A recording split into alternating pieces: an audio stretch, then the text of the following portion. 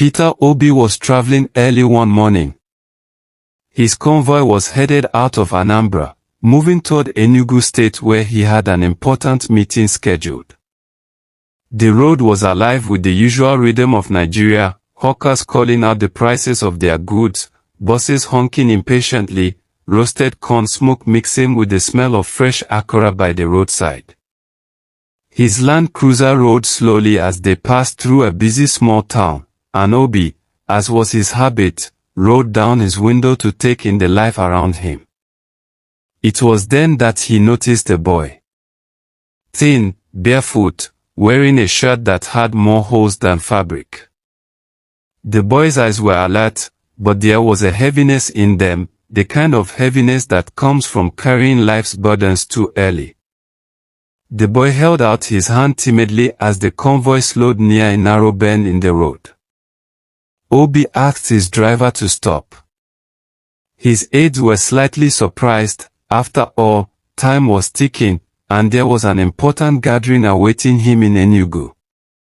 But Obi had always believed that the soul of leadership is found in the smallest gestures. He reached into his bag and pulled out 20,000 Nigerian nairas in crisp notes, neatly folded in bundles. Stretching his hand out, he called the boy closer. "Take this," he said gently. The boy's eyes widened, as though he had been handed a miracle. He whispered, "Thank you, sir," his voice cracking with emotion. That boy's name was Chokudi. Chokudi had lived a hard life. His parents had died in quick succession, his father from illness, his mother from the weight of hardship. Left with nothing but the streets, he survived by begging and doing odd jobs. Sometimes, he ran errands for women in the market in exchange for leftover food. Other days, he simply begged until sleep carried him away hungry. But that 20,000 Nigerian nairas felt like a door had been opened. As he held the money, he thought deeply. He could spend it all on food and shoes and still end up on the street again. Or he could try, just try, to change his story. That evening, he went to a woman who sold groundnuts and sachet water near the bus park. She was kind to him, often giving him groundnut shells to chew when hunger was bad. He told her he wanted to start selling too. She laughed at first. "Chokudi, you think it is easy. People will cheat you, and it is hard work." But when he showed her the money, her laughter turned to surprise. "Oh, so you are serious? Okay, let us try." She helped him buy his first sack of groundnuts. Together, they roasted, peeled, and packaged them into small cups for sale. The next morning, Chokudi stood on the roadside, not as a beggar, but as a trader. The first day, he sold everything. By nightfall, his little hands shook as he counted his profit. For the first time, he was not just surviving, he was building. Each day, he returned to the woman's store, buying more, learning the trade, saving a little. Weeks passed, and people in the community began to notice.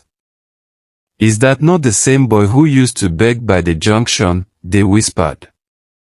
Now, he wore a clean shirt, still old but washed, and he carried his goods with pride. Some mocked him, saying he was too young to dream. Others encouraged him. Chokudi ignored both and focused on the fire that 20,000 Nigerian nairas had lit in his heart. Soon, he added sachet water to his tray. Then soft drinks in plastic bottles. By the end of a year, Chokudi had not only survived, he had grown. He was able to rent a small corner by a shop to keep his goods, and his daily profit allowed him to pay his school fees. For the first time in his life, he sat in class not as a boy drifting through hunger but as someone with a future. The journey was not without struggle. There were days the rain soaked his goods and left him with losses. There were nights he cried when thieves stole his small earnings. At times, he thought of giving up. But each time, he remembered the man who had stretched out that hand of help, the man whose kindness had lit his path. He told himself, if someone believed enough to give me a chance, I must believe enough to keep going. 5 years later, Chukwudi was no longer just a boy with a tray on his head. He had built a kiosk, painted in bright colors, stocked with drinks, groundnuts, biscuits, and even bags of rice for resale. He had also hired 2 other boys who once roamed the streets with him. Instead of begging, they now sold goods, earning wages and sharing in his dream. People in the town began to call him Chukwudi the Provider. He had become a symbol of what resilience could achieve when watered with opportunity. He was no longer the hungry child in torn clothes, he was a young man with dignity, vision, and hope. One afternoon, news spread that Peter Obi was passing through the town again. People gathered, waving and cheering as the convoy slowed. Chukwudi was among the crowd, but this time he was not empty-handed.